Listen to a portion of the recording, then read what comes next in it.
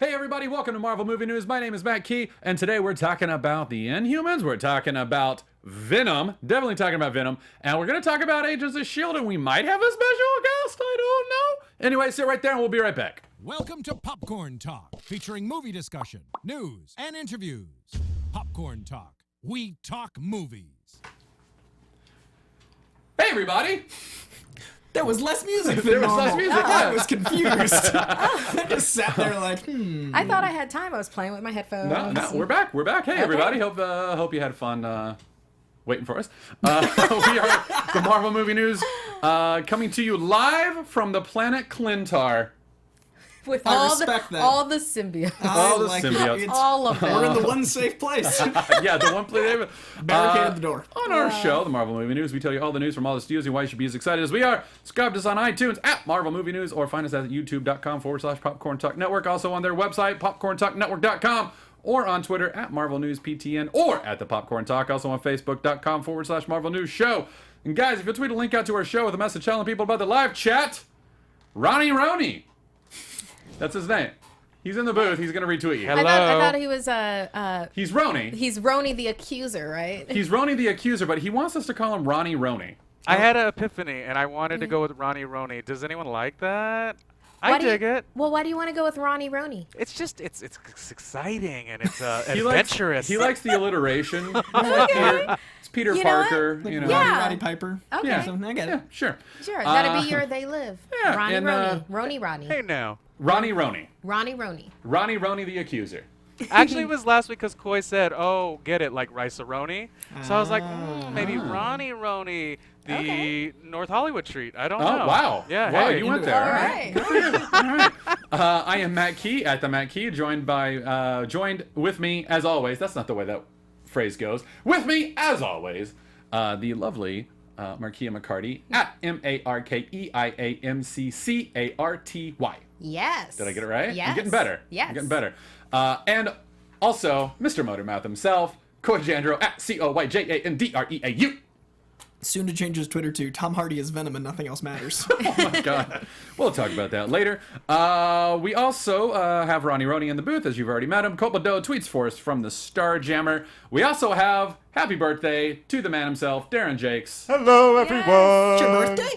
Yeah. Yeah, happy last birthday. week. Oh, happy birthday. Thank you very birthday. much. I'm glad I Yeah. get to say it in This is his person. birthday Yes. show. It's where I love to come on my birthday. And Oh, nice. before Glad to have you. we get into the show, we have a very, very special guest. Oh, do we? We have a special guest. A very special A very special guest.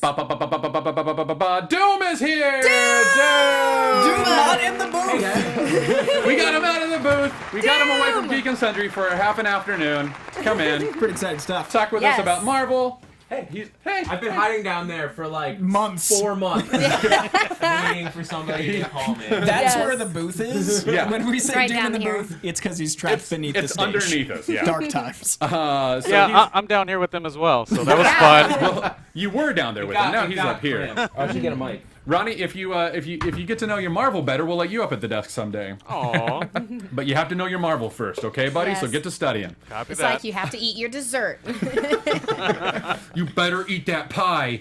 So welcome to the show. Yeah. I thought it'd be fun to come back because Shield finally finale'd. Finally, you, finale? You say that like we've been waiting for like 7 years. Like finally. I was trying to make a pun. You know, Go. 2 words All sounded right. similar. Finally. Yeah. I see what you Yeah. did there. Yeah. All right. Well, hey everybody, welcome to the show. We're here.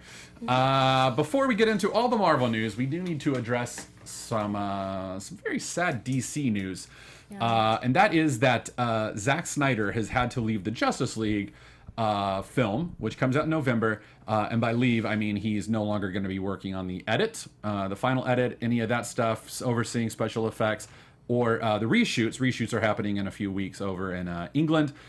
Joss Whedon is getting that job, but the news there is as great as that is for Joss Whedon and the film. The sad news is that Zack Snyder had to leave because his 20-year-old daughter, who was in attendance at Sarah Lawrence College, her name is Autumn Sneider, committed suicide in March. And we don't know the reasons why. We don't know if there was mental health. It's likely that there was, but it's very sad and don't do the whole Marvel verse DC thing. No, not appropriate now at all. Yeah. And I want to just point out that it was never appropriate, but now that it's a person's personal life, it's the most inappropriate. And we represent people that used to be oppressed, right? Like comic fans are people that like were the underdog and felt bullying, and like the whole point was to be above that. And we've bullied Zack Snyder for years because you don't like his take on a character, and to make that about his life, and to make that about his daughter, and to make that, it's disgusting. It's wrong. And the internet's better than that. You're better than that. People are better than that. So be great and just send your condolences, send your well wishes. Like, I can't imagine what he's going through. And I really respect Warner Brothers in DC for moving this direction, and for the fact that we didn't hear about it for 2 months. I love that the man had some privacy. In fact, he tried to keep it under wraps, and he tried to keep on working through it, and I can't even imagine that. I can't even imagine that. I didn't take a copy of his statement that he made, but I do remember him from the statement, because we wrote about it a little bit for Screen Junkies today. One of the reasons he decided to come public with it was, so the suicide was, I think, March 20th, and they kept it private. They kept it in the house. Warner Brothers, as much as we give them grief sometimes, were great. They went to him and they said, "Do you want us to push the release? We'll do whatever." Like, that's amazing. Massive. That's their giant tentpole film. They were like, you know what? Screw it. Doesn't matter. We'll push it. Like, what do you need from us? And he said, no, you know what? I can get it done. The work is actually going to help me move on. But 2 months into that, he's like, it's not going to help. And knowing that the internet, and maybe even us included, who knows? The internet would create false narratives around that. Saying like, oh, like Warner Brothers fired him because the film is terrible or whatever else. Knowing that the internet would take that and run and create whatever narratives they wanted, he decided to get ahead of that and say, hey, it's none of that. My daughter is dead at her own hand, and I need to heal. My family needs to heal, and that is way more important than anything else. Yes, well, always. Yeah, this stuff, like, we're passionate about these things, these comic books, these movies, but they're fictional things. They're stories. They're fun. They take a back seat to whenever something serious like this comes up. And it's great that everyone is... I've seen an outpouring of support, at least across my feeds and everything. Everyone is totally willing to... Like, he needs his space. His family needs his space. He doesn't need to be going off to London to shoot. Yeah. And that's where, ultimately, it's like, if he can't even be in the place where his family is, he needed to step away. And that's honorable of him and honorable of Warner Brothers to allow that, to facilitate it. Yeah. And I think that something that people tend to struggle with is that, okay, we do have an oversaturation of entertainment. I mean, we have all these different apps, Hulu, Netflix, we have reality shows that put you right there in people's faces, in people's homes. And I think probably because of that and other factors, people tend to forget that these are real people. These are real human beings with real feelings and real lives. They're not characters that you can comment on or bully or harass. I mean, Coy really did say this. It's a little bit disgusting. So if you have found yourself doing that and you thought, oh, it was just in fun, it's not. So just letting you know, it's not. But it's not too late to be better. And instead, like, if you want to, like, again, please don't do the Marvel vs. D thing. Please don't say anything about that. Just please be respectful. If you need to do something, if you need to put your energy into something, Autumn Sneider was a writer. She was hoping to publish her first sci-fi novel while in college. She had finished it. She was working on her second sci-fi novel. And one of the ways she did that was she started something called a write-a-thon, where she gave all of the proceeds from that charity to something called the Elizabeth House, which is for pregnant mothers and their children who are also homeless. It's a Los Angeles charity. I think you can find it at like theelizabethhouse.org. So go give to that in her name. That's what I would suggest. I don't want to keep it too heavy, but if you do suffer from any mental illness like depression, bipolar disorder, whatever else, suicide is the second leading cause of death in youths from even the age of 10 to 24. It's the second leading cause. Seek help. It's an actual problem.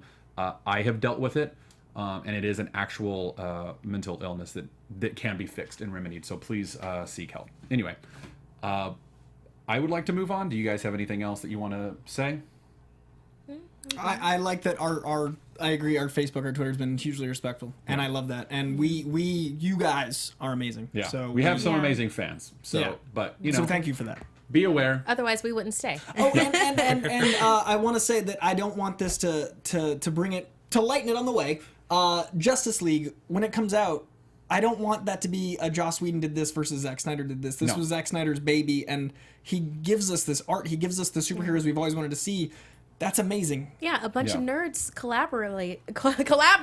I can't speak. Collaborated, and we got something beautiful out of it. And we get Jason Momoa. I gotta admit, Jason Momoa. Pretty attractive guy. Well, I think that's also one of the great things about the community coming together is you have a huge director from Marvel that, that Zack was very comfortable and the studio was very comfortable talking to, who would then come in and say, I'm going to try and finish your vision, not put my own stamp on it. He's been very clear about Joss, about he's not putting his own stamp, he's not doing anything. He is trying to finish Zack's vision. And I think that type of collaboration and coming together is really just, it's a wonderful thing to see, and we could do with a lot more of it. Yeah. So be kind to each other, love each other, all that stuff. Hate to start on a heavy note, but just wanted to make sure that you all knew that, hey, we love DC too, and we love the people involved, and they're all humans, and this is all art, at the end of the day. So, anyway. Like a bat. I can dig it. All right, let's move on. As promised, to Marquia. Anytime there's Black Panther news, that leads. Yes, things have changed since you've been gone, Zack. Marquia is now in charge of the show. We all just march to her orders. Matt's just the face. I'm just the face, but she's behind it all. Anyway, we have our first synopsis, I believe. Am I correct? Or is no, you know what? This is the second one. You're right. Yes, it's the second one, but it does that filter. It focuses it just a bit more. Just a bit more. Do you want me to read it, or do you want to read it? I'll read it. Very excited. Go for it. So after the events of Marvel's Captain America Civil War, King T'Challa returns home to the reclusive, technologically advanced African nation of Wakanda to serve as his country's new leader. However, T'Challa soon finds that he is challenged for the throne from factions within his own country. When two foes conspire to destroy Wakanda, the hero known as Black Panther must team up with CIA agent Everett K. Ross and members of the Dora Milaje, Wakandan Special Forces, to prevent Wakanda from being dragged into a world war. Oof. I know you want to say a lot. Let me just get this one thing in there. Okay. The fact that they said, and members of the Dora Milaje, just because that was the new bit for me. That's the bit that stood out from the old one. Right. That's the one I was like, all right, that's it. I just want to hear you go. I think it's very interesting, when they say when the two foes conspire, because I'm still of the mindset, because Lupita Nyong'o is Nakia, and we know that Nakia is also known as Malice. This isn't spoilers. This is part of the Christopher Priest run. But Nakia, she's totally involved with loving T'Challa, and of course, it's not reciprocated at the time he's with Monica Lynn, and even when he's just after Monica Lynn, it's not going to happen. But she doesn't take no for an answer. She ends up being tortured and kidnapped by a she-bay, and then she's resurrected by Killmonger, and then she becomes Malice, and she's a real badass while she's Malice. She goes to New York, chasing after Monica Lynn she makes people fall in love with her and then kills them. It's incredible. So I kind of find it interesting that they're just saying the two foes. So we're saying, Killmonger, and we're sending what's his name? Andy Serkis. Yeah. Claw. Yeah, we're seeing him in Claw. And then they have members of the Dora Milaje is different, as in, we're going to ignore, we're going to bury that Nakia is a possible inside foe. So I found this synopsis extremely interesting in that way. So do you think that Nakia is one of the two foes, or do you think that it's Killmonger and Claw? I think she's going to be a secret foe that they're going to bring. They're not even touching on it until it happens. I think she's going to help Killmonger. So when they did that big Marvel Studios tour with some of those, the very lucky journalists out there. One of the things that they released was that Nakia comes from a border tribe, like further out from. She does. That's true. Her and Wakanda. Her and a Koi, which is Denai Guanera's character. Does she also come from? No, a she doesn't come from the same one. They come from different places. They come from different tribes. So like what you're saying, I'm cluing into.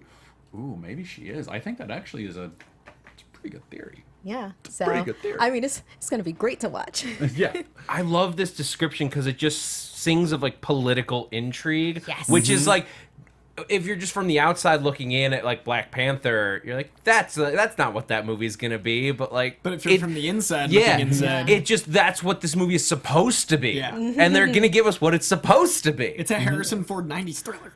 I love me some Harrison Ford '90s thrillers. And we're gonna see Black Panther standing in a sewer tube as water's running by. He's like, "You're not gonna give me yet," and then he's gonna jump out. And Get off my helicarrier! Then Tommy Lee Jones comes running up. He's like, "Oh, it was the man with the claw. It was the one clawed man." All of this, please. One clawed man. All right, so Coy, do you have anything that you want to add to this, or has Markia just?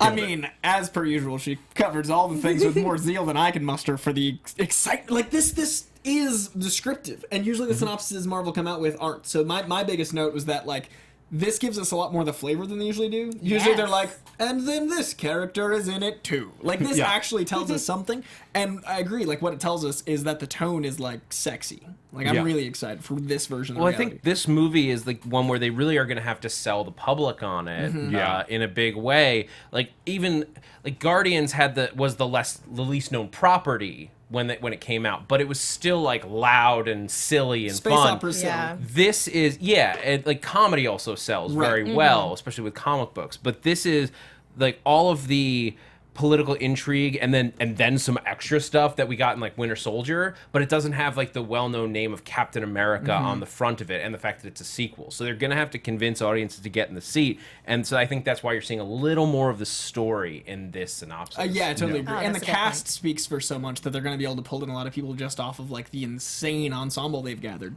Angela Bassett. We're gonna talk about that in a second. We got some quotes from her, and I knew you'd be excited about it. And the second I saw Angela Bassett quotes, I was like, I don't care. She could just say, "I love popcorn," and I'm going, "Well, I'm going to put that in. I've got to put that in." And I would be for like my kid. Angela Bassett's fangirling over Black Panther. She could just say that, and I'd say that. Yep. But before we do that, I want to point out it says they team up to prevent Wakanda from being dragged into a world war. Any theories on that?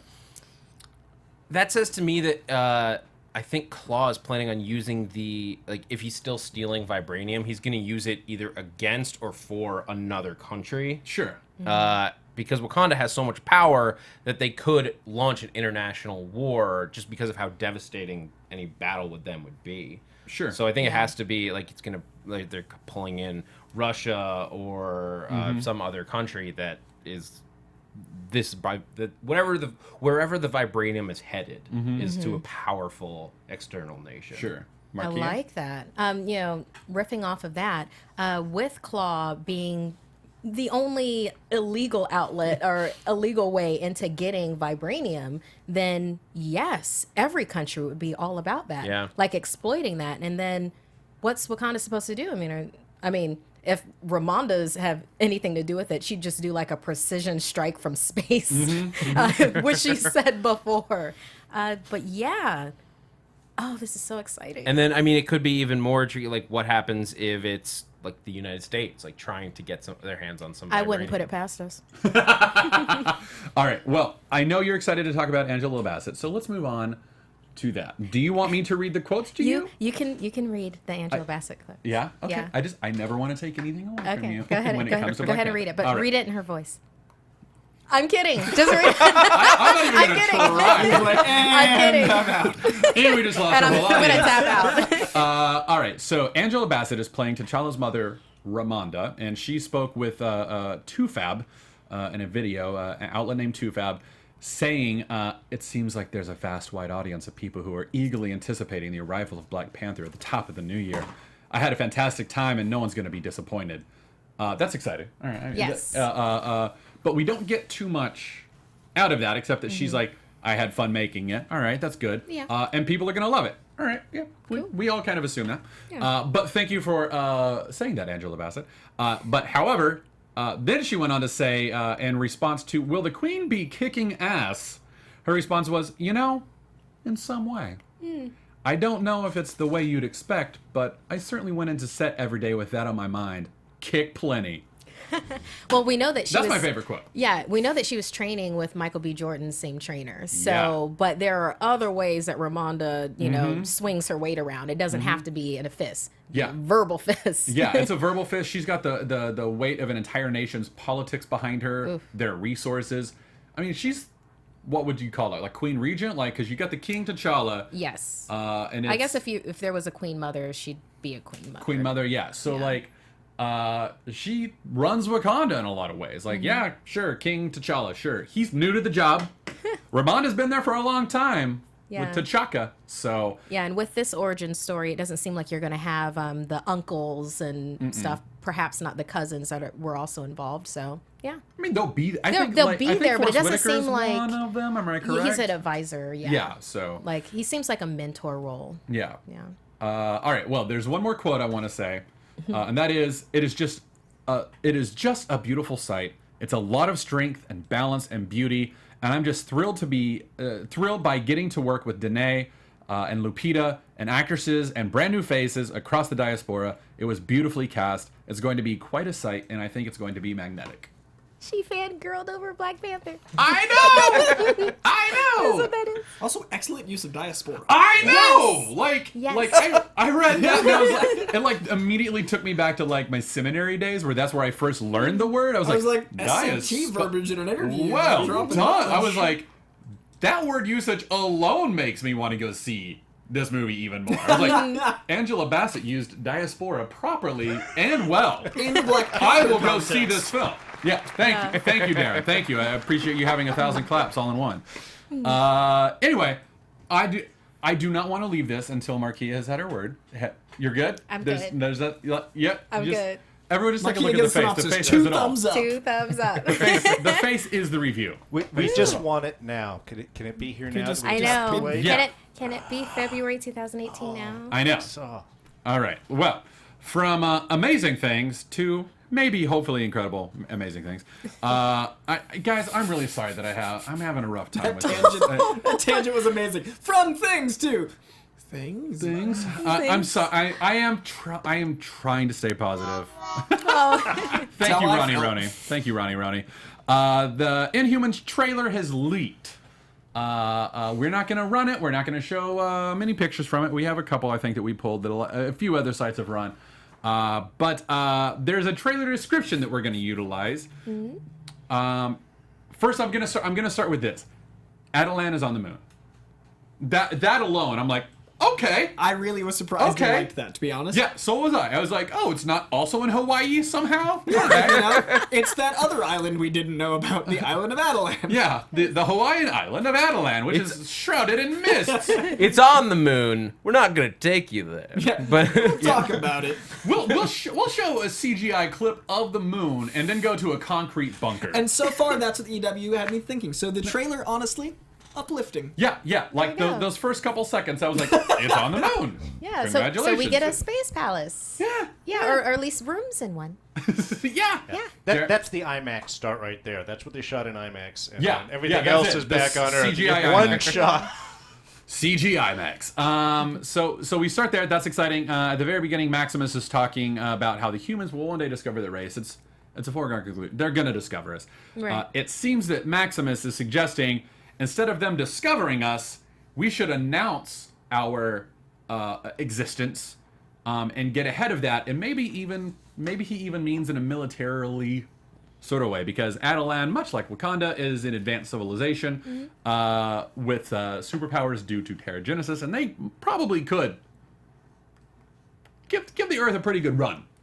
Oh yeah. Oh yeah. Yeah. They could make a dent. That would be a fun battle.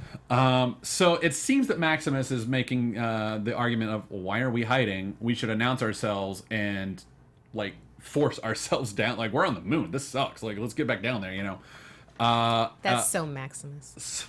Oh, Maximus. You crazy guy. Over that voiceover, we see them eating at a dinner table with Black Bolt, Medusa, Crystal, Gorgon, Maximus, and Karnak. Maximus continues questioning their ways of life. They are eventually overtaken by soldiers, taken away in cuffs. That's when we see, I think Crystal we see kind of taken in cuffs. Her hair looks great. I'm excited that they, Scott Buck didn't take that away from us. But some hair looks great. Shots fired! Shots fired appropriate. Yeah, there we go. There we go. I mean, we can't really see it very well from here, but the hair looks good. It looks better here than it did in that. It does. In the EW image, yeah. Yeah. And again, I think the EW image is the fault of Entertainment Weekly, not Marvel or their people. I really think the actress Serinda Swan showed up to the photos and she was like, "What are you guys gonna do about the red hair?" And they're like, "The what?" But I really think that's what happened. Yes, but Markia. when we saw the trailer and they're walking down the, She has that same wig. she has So that unless same, she's wearing EW's like, it. you need to keep this, and she's like, I'll keep it, and then wore it to set every day. That's the hair, man. Just saying. I know, Now, but maybe there are CGI elements. Scott Buck in the interview that he gave to Entertainment Weekly a month ago said, "We're still working on the hair." So maybe they're still working on it? Maybe what it is that when they're on the moon, it's kind of like with Superman, when he's on Krypton, he's normal. And then when they come to Hawaii, her hair awakens. It awakens. But the logic. I'm trying, Zack. I'm trying. This is funny for this show specifically. Remember 2 years ago, Marvel hair news, when it was a thing? Now we've got real Marvel hair news, and it's sad Marvel hair news. Wow, I have forgotten Marvel hair news. Wow, Matt well, Cook days. good pull, sir. Yeah. And again, this is actually all maybe very unfair because this is a leaked trailer. Absolutely. Maybe they haven't released it yet because everything's still being worked on. The trailer that I saw had Scott Buck or Scott B watermark across every single screen. Oh, he's in trouble. Yeah, I love that the leak. He didn't leak it. But No, I know, the fact that the leak came from the showrunner's copy, how did that happen? You know what I mean? I don't know. Crazy. I don't know. So anyway, then we see them overtake, and then we see Black Bolt and Maximus teleport to Earth. Sure. So maybe he was in danger, and Lockjaw just took him to the. They were in danger. He buried a bone in Hawaii once, so he was like, "This is a good place." So.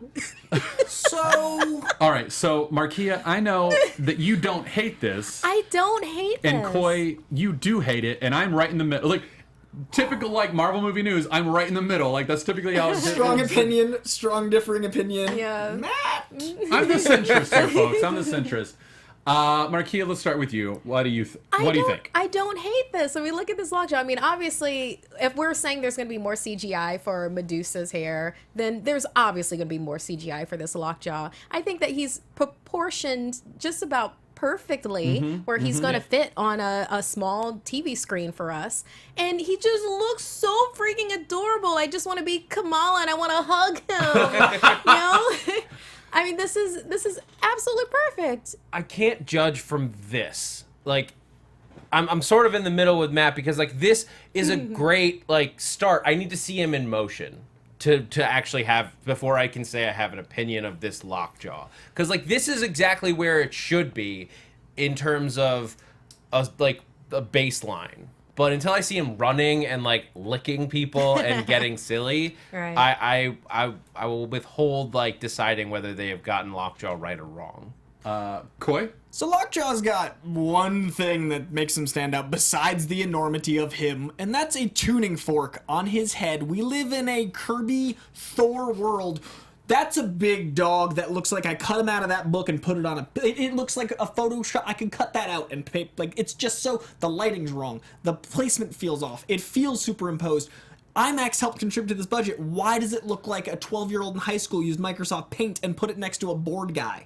This board guy. The show, the whole show lighting looks like they watched Game of Thrones twice and hired the third cousin of the best boy on that show. The pacing feels weird in a 40-second trailer. It looks hackneyed. It looks like a 90s version of what they thought the future sci-fi would feel like, and it hurts me because I wanted Inhumans to be good after I accepted the fact that they were trying to be X-Men. Ronnie, you had something you wanted to say? Well, I was just thinking, isn't this just like a trailer that's unreleased? Like, can't the effects actually be a lot better? 100%. And that's the argument that I Because I made. kind of feel like this will be okay. Like this, as a non-Marvel type of guy, like this is mad intriguing to me. Like I kind of like this. It's a giant dog. I like the way she sold it, Markia. I was like, yeah, I kind of want to see that. I will point out action. that the markings on this brindley bulldog, the white, is a bit of a tuning fork. Doesn't It is it? a nod towards. It looks a little Did bit. we not talk last week about how you go full tilt Inhumans or nothing? That is the most nothing version of a tuning fork you could get. I will agree with Coy. I think that removing the trying to be tuning fork positive. from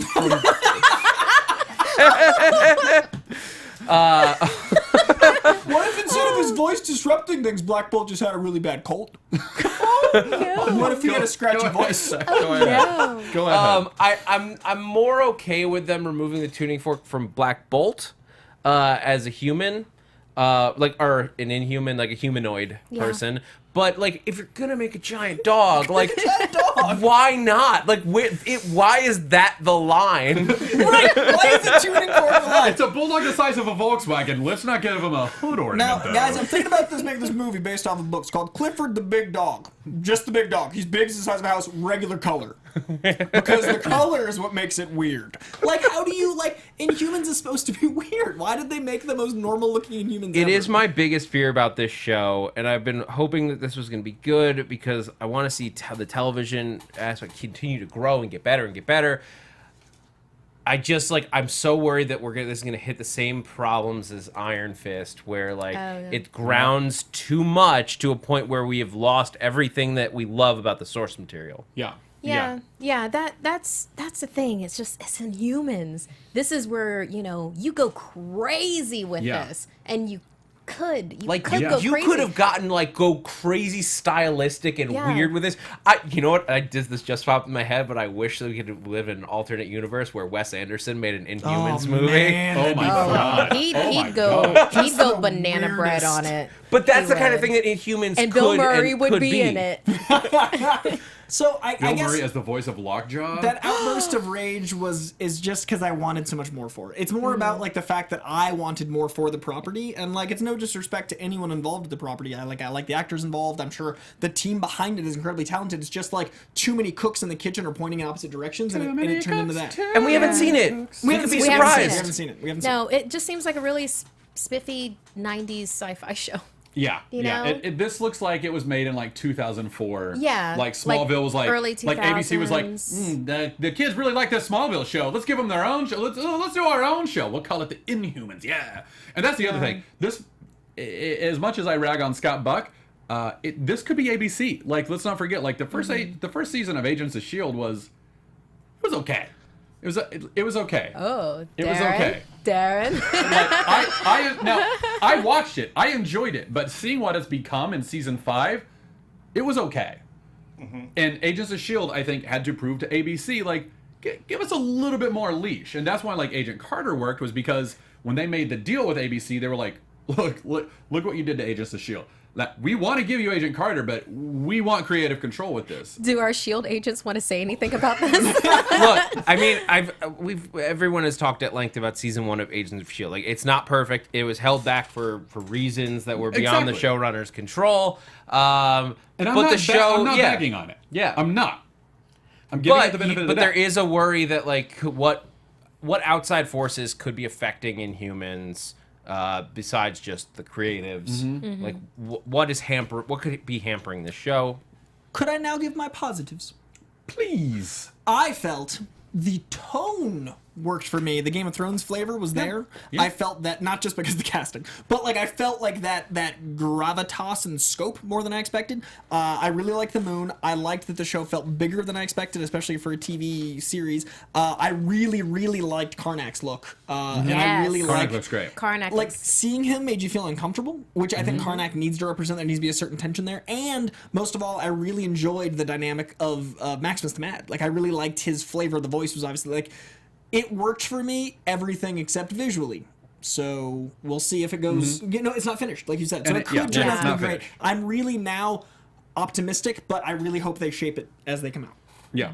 Anything else you want to add before we move on to the no, Defenders? because he said Game of Thrones, so now all I can think of is feeding Maximus to Lockjaw. Because of Game of Thrones. And then he grows a Wow. tuning fork.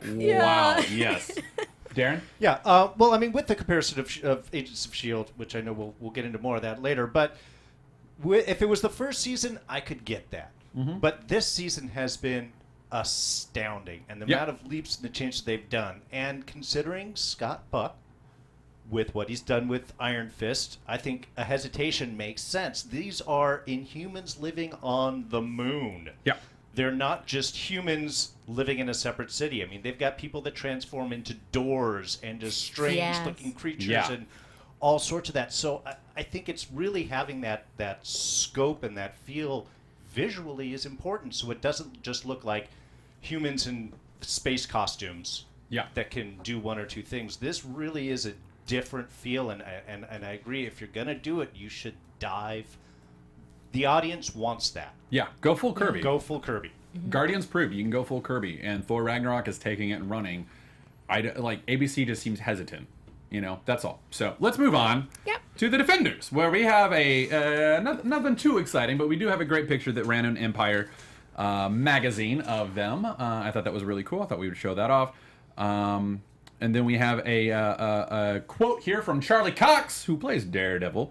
Maggie Murdock. I was concerned about how you would combine these worlds. Tonally, they feel so different, but it feels like all the characters have been respected, and the show has a tone of its own. They've kept it grounded, but at the same time, it lives in a slightly mythical world. I'm excited. Yeah. Dude, I forgot it was this summer. Yeah, And Right? August suddenly, 18th, bro. when that Right? trailer came out, and I was like, oh, that's now. Like, it's so soon. I didn't realize I had 2 months left until I Do you remember the first Avengers? Do you remember the moment that all of our heroes together, we get that again? We get that, Yeah. Yeah, I'm excited. Markia? It's going to be great. Yeah. Are you kidding? And I absolutely love the fact that it's going to be taking place. It's not like over a whole long period of time. It's a little bit of period of time. And we get even shorter amount of time. It's not 13, it's 8. Yeah. You know, so we get 8 which is episodes. perfect. It's like all of these are going to be packed. None of these are going to be, bathroom break. No. My favorite It's episode. going to be great.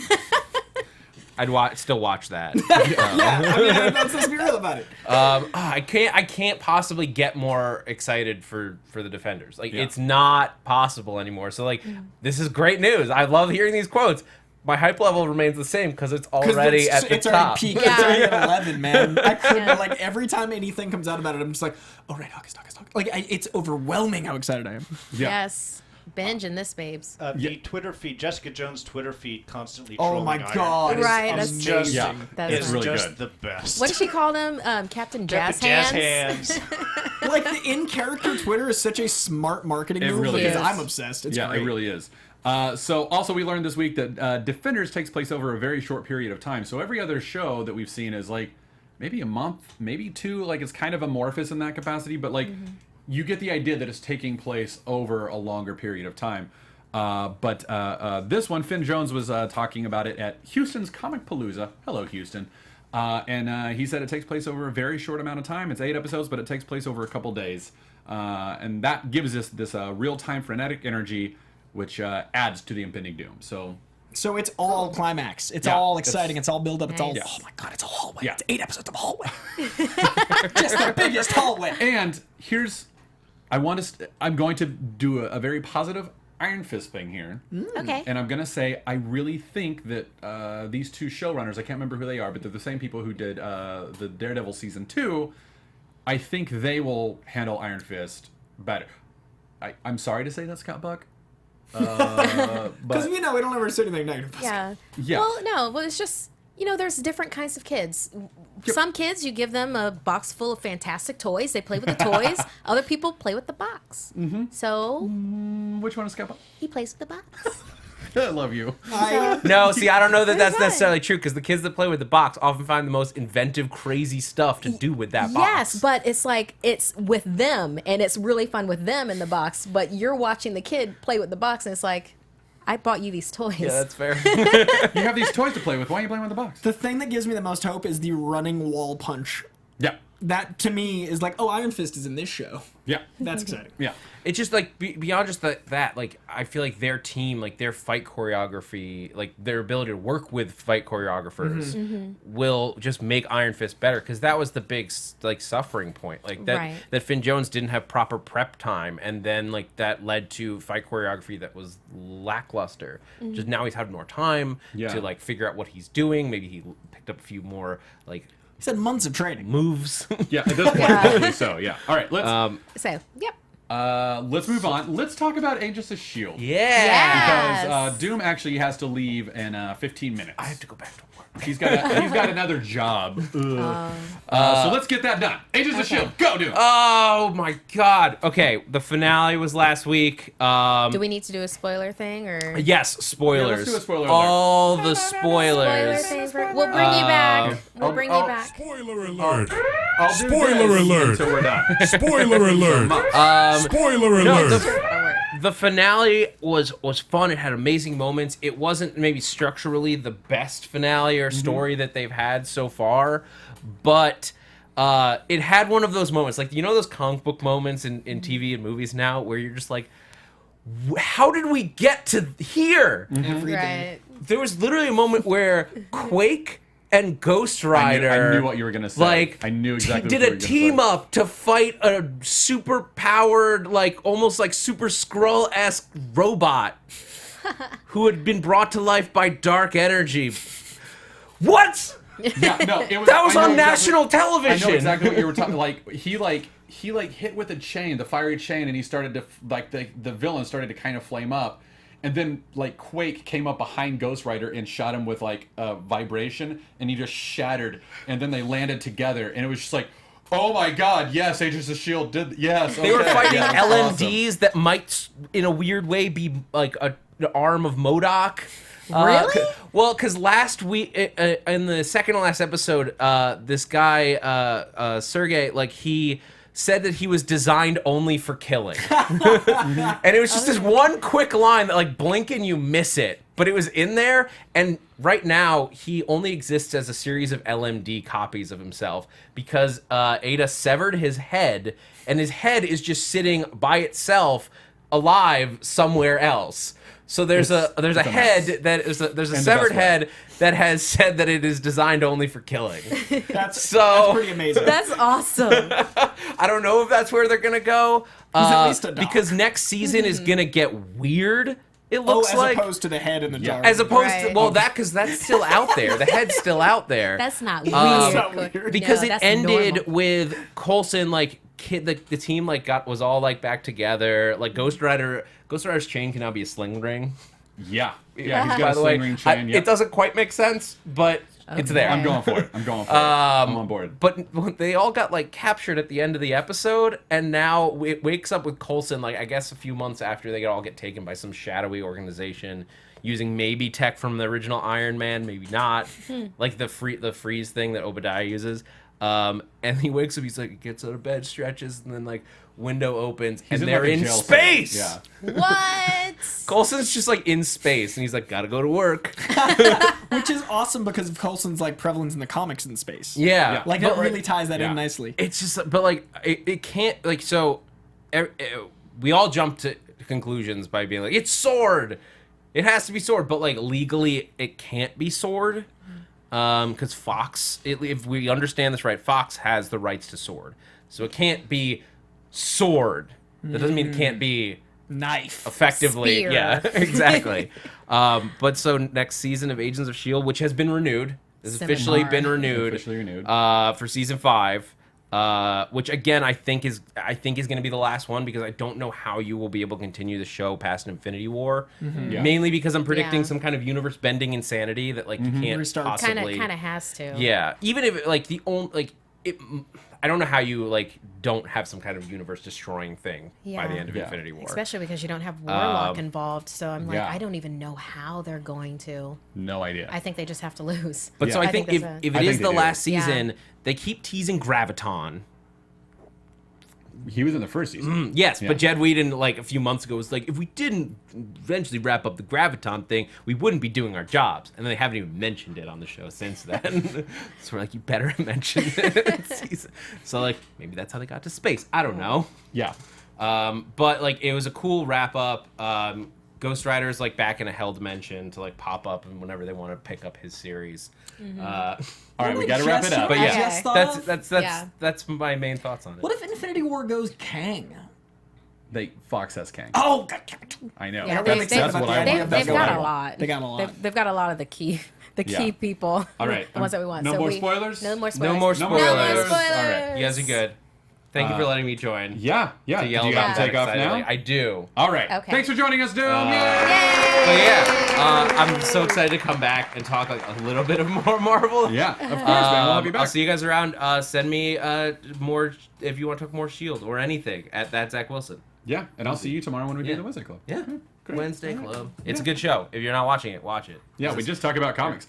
So, anyway, Yeah. get out of here. As if you- Get out of here, Doom. Can we stop you talking about comics for 5 minutes? No. Ever? No. I love them. I talk about them so much I can't read them anymore. Have a great show. Back to the booth, Doom. Back to the booth with you, Doom.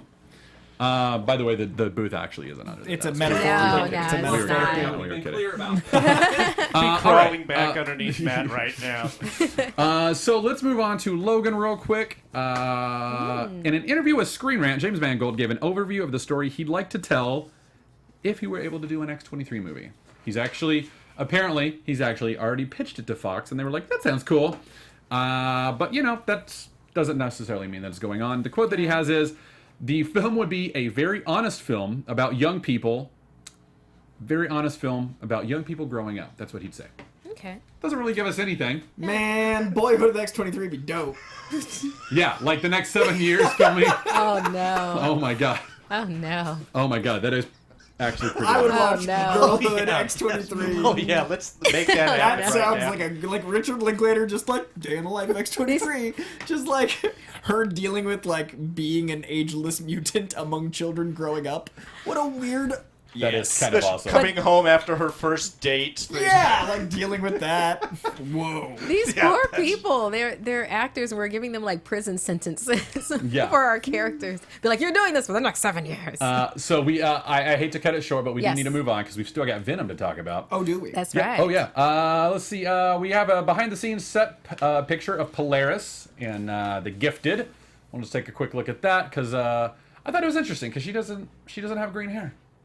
At Oh, least I didn't see green. I thought it was like with the picture when you look at it like well there was a deleted picture where it looks like there were flashes of green, like it looked like there was green highlight. I do like that she looks like maybe she's had like a rough childhood, like she's struggling. Maybe she's very very into Marilyn Manson. It's very intense. And Yeah. I like that. And 'cause the I mean, character that is is- very I intense. don't agree that a rough childhood is That- the whole thing I with agree. having You're very like her makeup some point. My family's Yeah. great, and I love Marilyn Manson.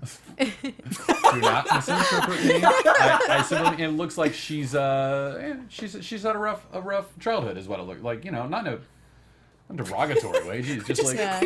One jab at Matt, and he's like, "Let Oh, me yeah, rephrase. this is- I think Marilyn Manson's fantastic. I love them." This is the one that I saw. Oh, I haven't even seen Yeah, this this is one, and the caption was like "Mutant Sisters" or something like Oh, that, and it's seen like this one. you can kind of see like it looks like there's green in the hair. I can't see it from here. But on my laptop I saw it. A TV across the room behind Do you the see? lights. Do you see it? Like it looks. Oh, It looks like yeah. it looks like there's green in there. I see it. Yeah. I can't see it. Oh yeah, there it is. Yeah. 10 seconds So, of Matt yeah. and Coy trying to look at a TV. All right, let's Like, move what? on. X-Men: The Dark Phoenix may have characters from the First Class. During an interview with Cinema Blend, X-Men producer Hutch Parker said that some of the characters from that film might be appearing. He said, "I'd rather not confirm any of those officially, but yes, the current story that we're working on has that group involved, as well as some of the younger characters that we introduced last time." Also, along with that, Michael Fassbender, speaking with MTV, said that he believes he will likely be back for Dark Phoenix. That's confirmed, but he's game to do it, and it's likely, which means there's probably been some conversations to make sure he's available. Did we know before that Sophie Turner was going to be in Dark Phoenix? Did we know that I before? think we just assumed that. because she okay. was Her, Jean Grey. her name's in the title, kind of. Oh, okay. All right. Yeah. It'd be So- weird if I they were like, just- another soft reboot. Yeah. Yeah, I suppose so. I mean, I love the First Class movie a lot, and I love Fassbender, Yeah. so that's exciting. All right. Well, let's keep moving. Spider-Man. Tom Holland wants to play Spider-Man for a very long time. Speaking with Empire, he said Peter Parker is a character we see in the comic books as a 15-year-old boy, then again as a 35-year-old man. So I have an idea of what I'd like to do, and I've pitched it, and it's already been taken to the boardroom. Be really cool if it worked out. So I mean, basically, it sounds like he's saying, I want to play Spider-Man for 20 years because I'm 20 now. So yeah, So, play yeah. until I'm an adult. Easily Do could. I finally get my Professor Parker? Do I finally get, like, I want You might. It might be 10 years from now, but you might. It's okay. Kevin Feige, also speaking with Empire, referenced Harry Potter, saying Harry Potter became the example. Though Peter is clearly not as young as Harry was in the first film. There's certainly a fun potential 3-film structure that can be had between sophomore, junior, and senior year, which is, I mean, we've kind of already said that on the show. It's nice of him Yeah. to say it. Yeah. I'm really excited about him saying it. And just fun fact, he's also, I believe, has been cast as Nathan Drake. Nathan Drake, young Nathan movie. Drake. Young Nathan. Well, not young, like okay, Not I child have all the Nathan games. Oh, so you're a fan? Yes, I'm a fan of Nathan Drake. I played the latest Uncharted. Like Nolan It's North, a he's lot got of a fun. Nolan North with awesome voice, Claudia Yeah. Black, Lovers, Chloe, all that stuff. But yeah, they're just not going as young, obviously, not 14, Sure. 15 It years sounds of like age. they're probably going to do like college age Nathan Drake, maybe. Yeah, I mean, they could still have it where he meets Sully then, Yeah. just backtrack it They should 5 do years. flash forwards instead of flashbacks, and Nathan Fillion. Ooh. Oh, well, Not he's bad. like the awesome. Not bad. The awesome. That's Nathan what I'm Drake. saying. I forgot to pull all the Picture the Wonder Man stuff? James Gunn released them. all the posters that they made for pretty Nathan cool. Fillion. I forgot to put that in the rundown. Darn. We'll tweet him. So, anywho, we also have a new synopsis for Thor Ragnarok and a new synopsis for Infinity War. I'm going to read them very quickly. Okay. Thor's world is about to explode, and Marvel's Thor Ragnarok. His devious brother Loki has taken over Asgard. The powerful Hela has emerged to steal the throne for herself, and Thor is imprisoned on the other side of the universe. I don't know why I decided to be wacky there. To escape captivity and save his home from imminent destruction, Thor must first win a deadly alien contest by defeating his former ally and fellow Avenger, the Incredible Hulk.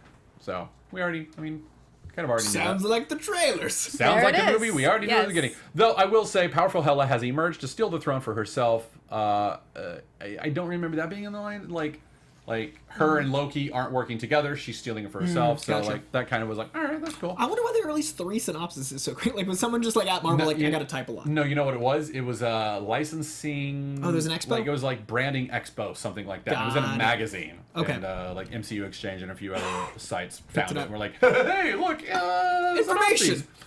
Let's see what we can tease from this. Pardon me. Just Yes. real quick, I see in the chat room people are kind of hung up on the Nathan Drake thing. Look on my Twitter. I did a thing with Screen Junkies News with Sasha Pearl-Raver and Victor Torres where we kind of break that down. Yeah, that was yesterday, right? Yeah, that was yesterday. So it's fresh on my Twitter. I remember helping come up with that story. Yeah, of course And you then did. I was like, oh, Mark Keogh's there. I wish I'd have worked on Mondays. Well, I mean, from The Office. Anyway. Right. Avengers Infinity War synopsis is... This is our first one. This is our very first synopsis for Infinity War. So let's see what we can tease out of this. As the Avengers and their allies have continued to protect the world from threats too large for any one hero to handle, a new danger has emerged from the cosmic shadows. Thanos, a despot of intergalactic infamy, his goal is to collect all 6 Infinity Stones, artifacts of unimaginable power, and use them to inflict his twisted will on all of reality. Everything the Avengers have fought for has led it up to this moment. The fate of the Earth and existence itself has never been more uncertain. How was that? Was that good? It's true. That's good. That's good. Impact. Again, I feel like there's nothing new there that we can tease out. It's exciting Yeah, that we have a it's all the same synopsis. thing, yeah. You know, tells us that we've all 100% been on the right track. Yes. This is more the vague synopsis we're used to. But yes. Yeah. Yeah. This isn't Black Panther. This is like, the Avengers will be there. My Yeah. guess, as Like it of, doesn't say anything about death or anything. no, So as it's of just like, as of all right. November, we'll have a new one that's a little bit more fleshed out. Yeah, it makes sense. After the trailers have hit and everything. But it does say his goal is to collect all 6 Infinity Stones, which confirms, he doesn't have them, and Yeah, I think it's gonna. it lets other people know there are definitely 6. Yeah. Yeah, people that aren't in the Marvel Yeah. world. I mean, I imagine it'd be like, I think they've only mentioned the number of them once or twice, and they've been like searching for them in so many movies. Yeah. Probably a lot of people Soul that don't know. Stone's still out there. Yeah. It's true. still gem in the comics if you've never seen a Marvel movie. Sebastian Stan teases the Winter Soldier's return. Sebastian Stan recently posted a photo of himself on Instagram. There it is. With the hashtag WS, possibly hinting his return as a Winter Soldier in the MCU. I don't think any of us really doubted that. Well, makes sense. Of course. He's got like a 9-movie contract. He's got a lot. He's got a lot going on. So let's move on. Kevin Feige hopes to reacquire all Marvel characters one day. Speaking with Jeremy Lasky. Jeremy Lasky is one of the CEOs over at I'm forgetting the name of the place. The studio that made the big opening sequence, the flipping pages and all that stuff. The studio that made that, they've done all of the opening sequences, I think, for Marvel for a while now. Jeremy Lasky is one of the people in charge of that. He's interviewed Kevin Feige about the future of the MCU, and he brought up the fact that Hugh Jackman, Logan, has said he would come out of retirement to fight alongside the Avengers. Using that as a segue, he asked Kevin Feige, is that actually what you want to do? Is your goal to someday have all of these properties? And he said, yes, of course. My goal is to replicate the experience that comic book fans have reading the books up on the screen, and we've been able to accomplish that beyond my wildest dreams over the last 10 years. He goes on to mention, Spider-Man, how they were able to get that and everything. He says, so he finishes saying, so no plans beyond that for the few remaining characters that aren't already in the MCU, but never say never. Who knows what can happen? So, definitely wants that. It makes sense. Yes. It's exciting. Makes total sense Very that they would want that. Yeah. That'd be amazing. Also, I just found out that there's apparently rumors going around that Doctor Doom is somehow in Avengers 4. How is that possible? I don't know. I don't know. That's not Fantastic Phase 4? Fantastic Phase 4. I just read something online the other day. And I was like, I haven't heard this. Where is this coming from? There's no way. I don't see how it would be possible. But this goes by. I've heard rumors for a little over a year now that Fantastic Four is somehow in Marvel. Maybe they've made a deal. I don't know. Well, that'd be nice if they have. Yeah, we've read quotes from Simon Kinberg saying, we have a Fantastic Four film that we want to make. Mm-hmm. And it's well, maybe the Fantastic Four film that they want to make is similar to what, Sony did with Spider-Man. And it's, we want to make a Fantastic Four film with Marvel. Maybe. Cool. Hopefully, cross our fingers. Yeah. But those are rumors that I've heard. I am not confirming that. But that is a rumor that I've heard. All right, before we get into Venom, we do need to thank one of our sponsors. And that is Blue Apron. Yes. Blue Apron is not all. Here's what they would say: not all ingredients are created equal. Fresh, high-quality ingredients make a real difference. So it's important to know where your food comes from. I can honestly say, those ingredients are fresh. Yeah. They are some fresh ingredients. Yeah, they are indeed. I particularly like their salmon. Like I've said before, I have a one-woman war against salmon, and I prefer wild-caught, non-dye, and they have that. That's what they do. Yeah. It's really good salmon, actually. We had Brittany and I made some chicken tandoori a couple weeks ago, and I saw the package. I was like, I'm gonna give this a try. And I was like, well, damn, if that ain't some of the best chicken tandoori I've ever had, and I made it myself. So, they are affordable for less than $10 per person per meal. A Blue Apron delivers seasonal recipes along with pre-portioned ingredients to make delicious home-cooked meals. They have a variety of new recipes each week, or you can let them surprise you. So you can either go on and choose the stuff that they have listed that week, or you can just be like, hey, you know what? Random, send me whatever you want. Each meal comes with a step-by-step, easy-to-follow recipe card and pre-portioned ingredients that can be prepared in 40 minutes or less. Also true. Yes, and they're perfect serving sizes for each one, so you're not going to put too much in or too little. And even better, as long as you have 2 different meals, you can put those back into the box and they recycle it for you. Yeah, which is amazing. So check out this week's menu. Get your first 3 meals for free with free shipping, by the way, which is huge. Go to blueapron.com/Marvel. You'll love how good it feels and tastes to create incredible home-cooked meals with Blue Apron. Don't wait, blueapron.com/Marvel. Blue Apron, better way to cook. So, thank you, Blue Apron. We always love it when you sponsor our show. Because the food is delicious. Because it's tasty. All right, let's talk Venom, and then let's talk to our Marvellites for very briefly. We don't have a lot of time, but Coy, tell. I know you're excited. Go. Good people. Tom Hardy's Venom. Yeah. Now, I don't know if you know this about me, but Venom's my favorite character. Tom Hardy's my favorite actor. I want this more than anything, and it's happened. And I didn't think it would. Thank you. Ryan Reynolds' Deadpool, we wanted for 11 years. It was forging forward. It was all these things. Donald Glover doing an animated show was a big surprise, but it was like a second thing. Like, it was a furthering of a thing we already had. Venom, everyone thought was going to be, like, garbage. I mean, frankly, it's Sony starting a universe that doesn't feature the main character in the universe. How's that going to work? It works by casting the best or one of the best actors of our generation as a character that could either be one note or multifaceted. Venom is everything in a character to lead a universe. He has a very torn personality. He thinks he's right. The best villains think they're right. He's got a tremendous backstory. He evolves into other things. And most of all, it's not a weird Diet Coke Ultimate Spider-Man's Venom. It is just Eddie Brock. Like, you look at Tom Hardy, that's Eddie Brock. Like, the man can change his musculature to insane levels. The dude is fierce. The guy has a darkness to him. He knows how to play charming, dark characters. He literally is everything that Venom is, and I literally never accepted the reality of it because I didn't think it was possible. This is one of those castings that I was like, they'd never get that. It happened! Like, and it came out of nowhere. It came out of the darkness of Clintar. It just appeared for us, and all of a sudden they release a picture, and Tom Hardy's wearing a Venom shirt, and Okay. Okay. Mad Max, Yeah, Venom, no, I know. Bane? I know. Just skip it. Markia, what do you think? The joy of Koi right now. It's So so cool. bright. So bright. It's so bright. Wear those sunglasses. He is shining. Shining like a diamond. Yeah, wow. Mm-hmm. I could not believe this when this happened because it's like, for one, because last we saw of him with like the whole superhero thing was Bane, and you know, I'm Venom. Bane is Venom. Bane is Venom. Yeah, but it's like, and then he just didn't really dabble with us weird nerds anymore. It was that was that, and he was good. And he did was his done. thing, yeah. You know, but now we have enough cred. We have enough cred to bring Tom Hardy on as Venom. With like what Coy was saying, that's one of those things that you don't expect. It's like me getting Angela Bassett and Black Panther. You don't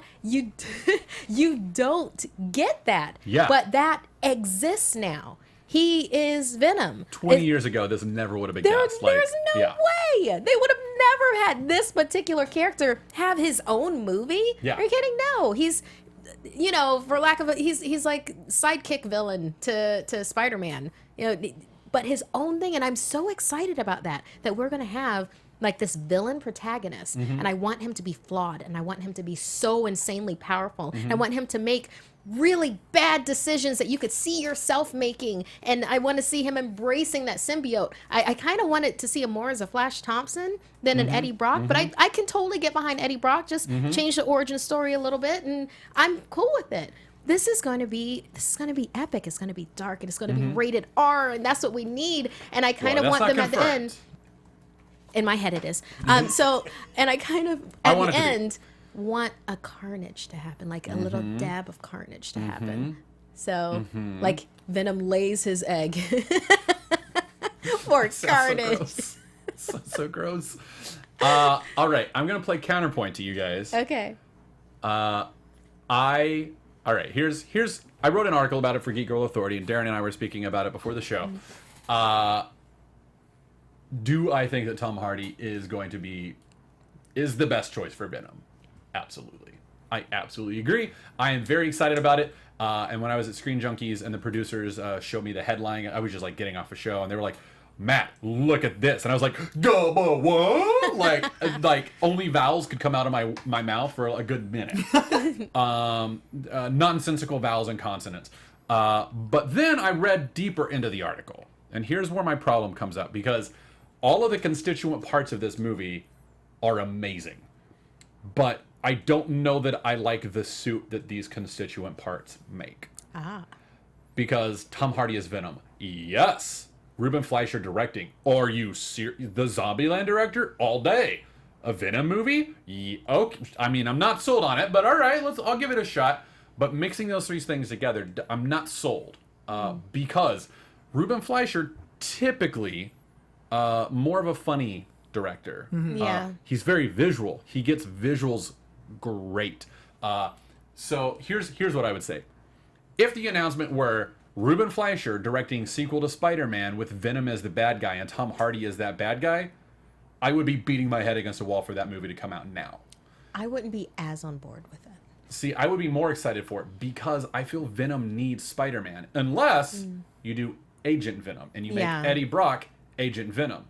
Which they could do. I'm okay with it. They could do. They could do it. I'm just not as sold on it because that's not Venom to me. Yeah. That's Agent Venom. That's a completely different thing. Very different. But, and here's why I say that I think that's what they're going to do. And here's why.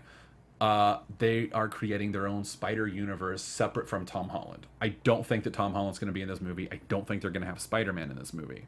I think Sony is playing with their license and the fact that they have Spider-Man go out there now, all that other stuff. Their license is good. Marvel is like, yeah, go do it. And I think Sony's like, great, well, thank you for Spider-Man. This is awesome. But we're also going to go do our own thing over here where we don't have to share profits with you. Which I think is kind of shady and not cool. I don't think that I don't know that that's what's going on. I'm not in negotiations. It just on the surface, that's what it seems like to me.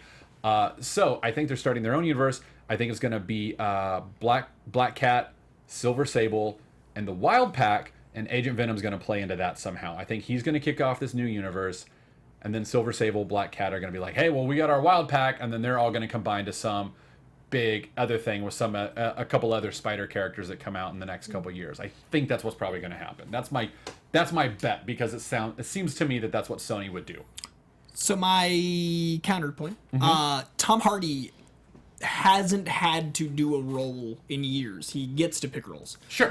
I mean, he's literally like one of the biggest players in town. I don't think he would even look at the script unless it was great. I don't think his team would let him do a movie that wasn't amazing. So the reason I have confidence in this movie for the first time is the caliber of roles Tom Hardy's had and the fact that he can play the character in a way that I don't see anyone else being able to play it. So I think that the script must have been amazing. And if you're talking about that kind of universe, he'd had to have signed a multi-picture deal, which means that they must have a vision that's amazing going forward. So if they go another way that avoids Spider-Man, which I had already had to accept, this is the only way that I see it working because it has to be amazing if Tom Hardy's involved. Like, and his back, like if you watch The Take, if you watch Bronson, if you watch, like he's got a way of making characters that are very unlikable interesting. So the universe they could build around that, I want Spider-Man involved, but if it's not going to be because of the way they're handling it, this is the best option. Marquia? I'd be okay with it being a standalone, actually. Yeah. It seems like everybody's trying to build universes now. I mean, keep in mind, Dark Universe. That's I don't know what that's just interesting. You don't want a 9th Johnny Depp franchise? I don't like it when Johnny Depp plays normals. Yeah. His normals are just so weird to me. It's yeah. like, this is how he sees us. This is how he sees normals. This is what we look like to him. That's Johnny Depp's Clark Kent. Yes, yes. What a weird concept. I love that so much. Johnny Depp's like, this is people. This is how people do. This is how people. That's amazing. That it is A-okay. That's a movie. My God. Being John Malkovich, but being Johnny Depp. Being Johnny Depp. Oh. That's amazing. It's A-okay to have standalones. Yeah. Have this be a standalone. Because it seems too reactionary to just be like, yes, we will have our own Phase 1 A-B. Here comes the Dark Spider-Verse and everything like that. And it's like, no, you don't need that. You don't. Have a really good standalone Venom movie and the people will come and they will clamor for more. I don't know that Sony knows that. Yeah. I mean, this is the same studio that approached Marvel. Like Marvel did not approach them. Sony went to Marvel saying, so what do we do? Help us out. And Marvel was like, we would love to, but we need to talk about how we share this first. Yeah. What I love about it is that since Tom Hardy is so Eddie Brock to me, or I mean, if they go Flash Thompson, he could do military. He could be Sure. he could be He agent. could definitely do No, military. he's done it before, like Band of Brothers, and like he's He can do brilliant. that. He could do either one, but I personally see it as Eddie Brock with where I'm at now. Is we'll get a faithful Eddie Brock first, then Venom. And I was so worried about it being Venom, a guy that's like Eddie Brock or named Eddie Brock. Like I filmed a thing about this, and my manager was like, "Oh, the Topher Grace guy." And, like, I forget that so many people that just watch movies he don't did know do Venom. that. Yeah. Like, the average moviegoer sees Topher Grace's Venom as Venom. No matter what, this fixes that. You know what I mean? Like, at the end of the day, even if the movie's awful, they'll see Tom Hardy as Venom, and that's more Venom than you know what I mean, what we have. So no matter what, it's 18 steps in the right direction. So going with what you were saying, and I know you want to say something, Mr. Darren. Going along with what you said earlier about, like, Tom Hardy's read the scripts, all that stuff, I 100%, absolutely he has. He knows what their preliminary vision is, at least in terms of that, especially if there is a cinematic universe going forward, the way I'm hypothesizing that there is, because everything with superheroes now has to be connected. If you did that unconnected, then it's weird. Even Logan was partially connected to what had come before it. As much as it was separate, it was still had to pay homage to it in a way. I don't know that Tom Hardy knows Venom that well. He could read the script and be like, this is Venom, this is great, I love this. And the script maybe is great, and maybe the universe that they're building is wonderful. We won't know until we see it. I'm simply putting caution out there that I don't think it's going to be the universe that maybe we're necessarily expecting. Mm-hmm. No, that's I'm tempering my expectations for this. Sony gave us Amazing Spider-Man. They gave us Amazing Spider-Man 2. Andrew Garfield was great. His casting was impeccable. I loved him as Peter Parker. I loved him as Spider-Man, not Peter Parker. I saw him as he was a little too cool. Too cool for Peter Parker, but he was spot on for some Spider-Man. Spot on for Spider-Man. He was a little too cool for Peter Parker, but that could also be the director. That could have been Mark Webb. Or was it Webb or Mark? Anyway, so to me, Sony has proven that they don't 100% get this franchise, and Marvel comes in. Marvel does get the franchise. And now I don't think Marvel has anything to do with Venom. And now I'm just like, all right, well, let's see how much Sony doesn't understand Venom. That's where I'm coming from. Again, I don't want to poop all over this. Like, I want to be excited. Like I said, Tom Hardy as Eddie Brock. Oh my God, nothing but vowels. Yes. Ruben Fleischer, I think, is a terrific director, and I'm excited to see his vision for it. I just don't trust the packaging, and I don't trust the studio behind it. So I'm a little more nervous than I think that you guys are. That's okay. That's okay. And I sorry, one last thing. Yeah. To the live chat got very upset and kept yelling that he thought Deadpool was my favorite character. Deadpool is absolutely my current favorite character. Venom was the reason I dove into Spider-Man comics, and then therefore is the reason I discovered Deadpool. So I got to give it to the source. You know what I mean? So he's your Nightcrawler. He's my It's my the Nightcrawler bridge that got me into Oh. comics, much less everything. So without discovering Venom, I probably wouldn't have discovered Deadpool. So Venom's like OG. Yeah. Okay, so it's like my Monica Rambeau. Yep. Yeah, like everybody's got that got me character into that it. like has Yeah. a special, irreplaceable place. Yep. Venom is mine. Yep. Nightcrawler's mine. Yeah. Doctor Strange is my absolute favorite. Nightcrawler got me into Exactly. it. Darren. Yeah, and I think I'm kind of in the way, sort of split between the two, because from the same point, yeah, Sony was having issues. They had a plan for a big Spider-Verse, and after Amazing Spider-Man 2, it sort of fell apart. They went to Marvel to sort of fix things, and they've got a vision that we are all behind. And from that, my hope was that they would take their time. Go into Infinity War. At some point, you have the alien symbiote come in. Let that spend time with Peter, establish the black costume, and then pull Venom off. Take your time with it. Yeah. I think that would be a better way to do it. So with Sony going on its own, there is a reason to go, well, you've had issues. On the other hand, Tom Hardy doesn't do anything that isn't awesome. You're right. He hasn't had to choose anything taboo. He has been astounding at. So him coming in, even when he was briefly attached to Suicide Squad, I don't think he thought the character was going to live up to what he wanted, so he stepped away. If it doesn't work, he will happily leave the project. Yeah. So if he's committed to it, you have to go, wow, there's got to be something solid. And since they want to birth a universe off of this, they've got to have a long-term plan. So it's like, partly I'm like, well, Hardy attached to it? Yeah, that's the thing that's really getting me excited. With Sony, you go, but you've made some poor choices before. Now, maybe with all of this and learning their lessons with Spider-Man, they've reapproached and they've got some new people and they've got some new vision, and I will be behind it 100%. But a little trepidation at this point, I don't think is not You know what I would do if I was writing this movie? It would open at the church. Yes. And Tom Hardy would be in the church praying, and the Venom symbiote would fall on him, And then you would experience him hating and rage and anger. And then Spider-Man 6 would end at the church. That's it. You could back Because you do need it. Tom Holland to be older to experience the symbiote. You need him to have a lot of Spider-Man under his belt. Later on, you have the Venom suit saga with Spider-Man once Tom Holland is older, but you still open Venom in the church. Make it tie in retroactively. That would be brilliant. That's my That movie. would be great. Because That would be really timelines cool. are I love all we can that. play with time. It's a Yeah. movie, so I would open it in the church, and then you still don't have Spider-Man in it. You're still following by your rules. Marvel's still not at play, but you get Venom and you get Spider-Man tying in when the time is right. That's what I'd do. And then you don't have to worry about a clunky origin story where Nothing you're trying else to do matters. laboratory Exactly. or alien That's what I'd do. indoor. So yeah. Give me a call, Sony. I got you. All right, we need to Okay. get moving, but you want to have anything else? Yeah, I'm good. No, I heard you say, I just want to make... Oh no, I'm good. All right. Markia, would you please take us through this week in Merry Marvelite Land? Yes, our Merry Marvellites. We have a number of shout outs. Johnny Cross at Johnny C. Blaze. Thanks for the Wonder Man poster article. Chris Logal at Chris_Logal. The Screen Rant with Agent Venom. Thanks. Aaron Wilkerson at I like to say Rand Wilk. For that full list of FX shows, because we talked about that last week of not knowing what to do.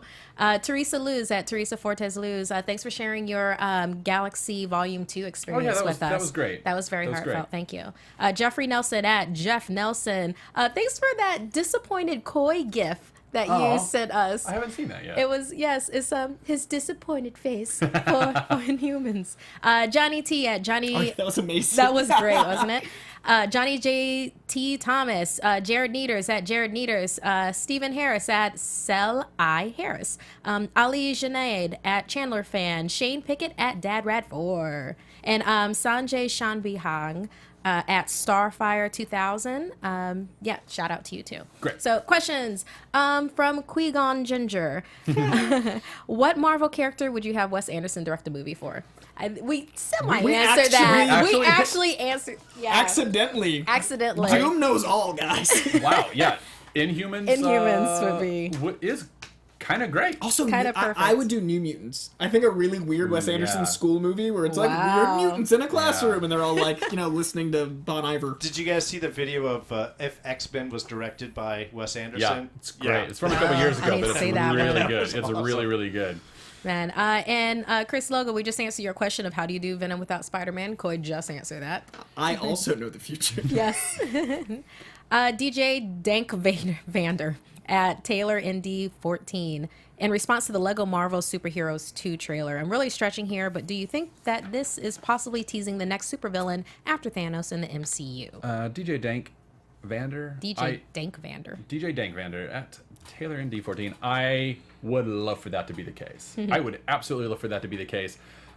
Kang belong. So here's the weird IP web that has been woven. Weaved. What? Weaved. Wove. Wove. So many. Not Dr. Doom. Kang is marginally related to Reed Richards in the comics in the future. And though Kang has existed mostly in Avengers comics and very rarely crossed over with the Fantastic Four, or just as much, Fox owns the rights to Kang because of his strange 1,000-year relation to Reed Richards. I bet they're so mad at that one writer. The guy that was like, yeah, they're cousins. So that's the problem. Again, I do think Fox is loosening. I really do honestly believe that someday we will see Marvel with the Fantastic Four or elements of the Fantastic Four. Certainly we've seen that they can make deals for Ego and Negasonic Teenage Warhead, all that stuff. I would love to see Kang be the next big bad. I also don't think that they're going to have a big bad for Phase 4. I think they're going to do like 2 or 3 different tracks. I think they're going to do Marvel Cosmic, and they're going to have one Marvel Cosmic film come out a year. Then I think they're going to do Marvel Earth, and I think they're going to have like Marvel like Occult or Sorcery or something like that. I think they're going to do 3 different kind of things. So that's my guess. I would not be mad at that. Yeah, That'd and be then good. that would give us like 3 Marvel films a year each along that track, or 1 every other year or something like that. That's my guess. And each one of those would have a big bad. But Yeah. man, I don't know. Who knows? Tim Varnell at Hob L3S, Giant Bulldog, Tom Hardy Venom, Black Panther Synopsis. I wonder who's going first this week. LOL. Black Panther, man, his word. Black Panther. Yes. Panther. We ended with Venom. So Yes. It's a win-win. We got bookends. Win-win. Yeah. Because we had the synopsis, but Venom was pretty big news. But in and of Varnell, you itself, are so. correct. There is a giant bulldog. Yes, a giant bulldog. It did hurt to wait on the giant to have to wait about talking about a giant bulldog. From Ascani-san, how the heck have you not watched Archer or Rick and Morty, Koi? I'm going to have to see your nerd card, bro. I don't disagree, to be fair. It's in my Venom wallet, okay? I'm trying to balance the fandom, guys. There's a lot going on. From Stuart Moore, you guys were great on movie fights. Yay! Yay, thank you. Thank Christina you, Stuart. Farrow, finally finished your movie fights, and damn, so freaking fun. I love your passion. Oh, thank you, Christine. Ramon Garza, always a pleasure to hear everyone's insight. Todd Kaplan, love you guys in this wonderful weekly show. Oh, we love you guys. I've got 3 shout-outs. We've got Do it. two Yes. on iTunes. Do We've it. got Yes. Guaranteed, nice name, 5 stars. Thank you very much. And Corin Horn 15 confirms 5 stars. I like that. Both nice. wrote charming things, lovely comments. We really appreciate you. And I want to give a special shout out to Wildebeest 360. He made the amazing fan art that was on the lined paper that I sent you guys.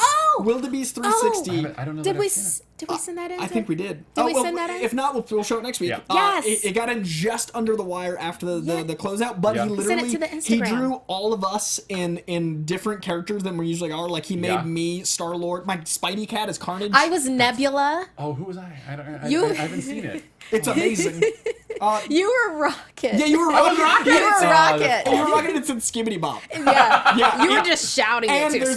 there's a Mary Poppins in the corner. It's amazing. So Wildebeest 360 is even had graduating Doom in next there. week. So I want to give him an extra special Yes. shout out. So Congrats on Wildebeest. graduating. Yes, That's we a huge caught that. It accomplishment. was so good. We're going to Amazing. show it next week. So a very special shout out with zeal and happy graduation, and thank you so much. All right, I saw Ronnie Roney has a special shout out he wants to give, and then we need to wrap it up. Go for it, Ronnie. Oh yeah, real quick, just because the magnitude of this show, guys, like being that I get to engineer it for you, the coolest thing in the world. A colleague of mine I haven't talked to in a really long time. Last week, literally hits me up out of the blue. We know everything about each other, but I didn't know he loved Marvel. He was like, "Dude, is that you? That's like, helping them with the show." That's awesome. His name is Michael Gallagher. I've worked with him forever, and I never speak with him. It's just like you lose touch. Sure. And I thought that was the coolest thing. He says he listens every week, and yeah, so I just thought that was super cool. Thanks for Hey, listening, Mike. Yeah. man. Mike Gallagher. Yeah, Michael Mike Gallagher, Gallagher. and it made me proud to work with you guys each and every week. Michael Gallagher watching our show. He's out there in Arizona, so. And then Arizona, good state. one last thing. We have to do a sexy shout out for Darren. Oh, Because that's it's right, his 'cause it's birthday. Coy, Sexy you're- birthday. Coy, you're the sexy shout out king. Darren, Uh-oh. Yeah, Coy. you've had your hands all over me at that massage parlor, and well, if it wasn't your birthday, that wouldn't have happened. So, Ooh. a very happy birthday, and I'll be back just for you. Thanks, man. Happy birthday. So much bigger looking in the eyes of the person.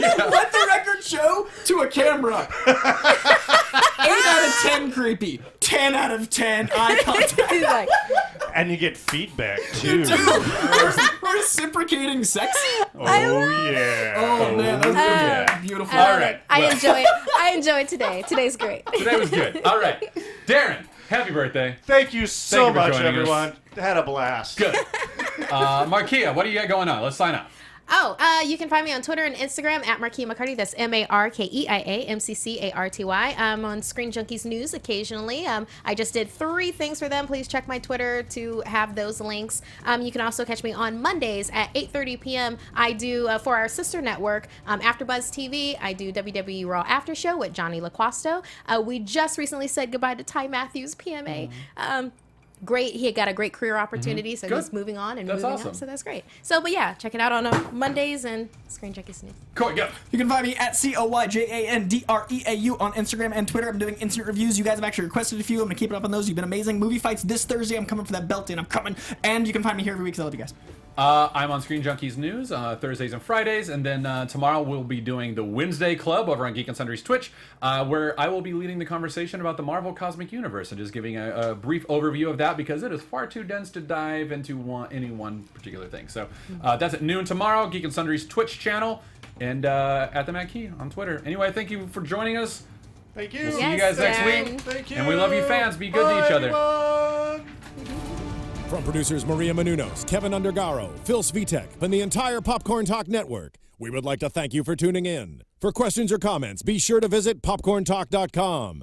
I'm Sir Richard Wentworth, and this has been a presentation of the Popcorn Talk Network. The views expressed herein are those of the hosts only and do not necessarily reflect the views of the Popcorn Talk Network or its owners or principals.